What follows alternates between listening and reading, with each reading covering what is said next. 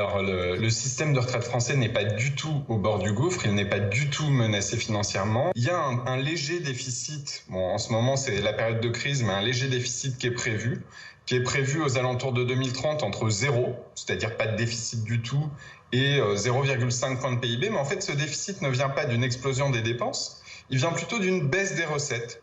Et cette baisse des recettes, c'est plutôt les dispositifs de primes sans cotisation qui ont été mis en place ou alors de désengagement des finances publiques.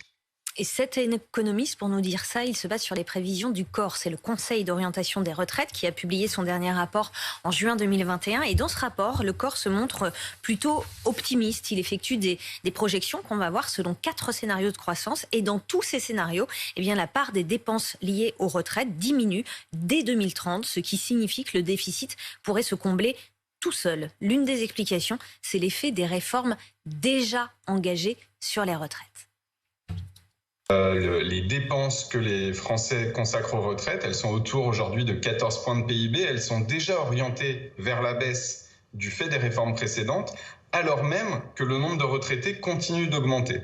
Donc en fait, les réformes précédentes, parce qu'elles ont décalé l'âge et parce qu'elles ont aussi baissé le niveau des pensions, les taux de remplacement avec lesquels on part à la retraite, maîtrisent en fait les dépenses de manière presque dure.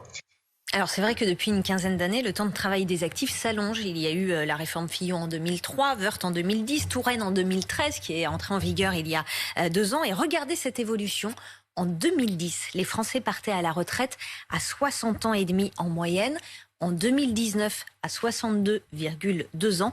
Et mécaniquement, avec la législation actuelle, l'âge de départ à la retraite en 2030 serait de 64 ans, nous dit le Conseil d'orientation des retraites. Du coup, je suis évidemment tenté de vous demander si on a vraiment besoin d'une réforme sur l'âge de départ.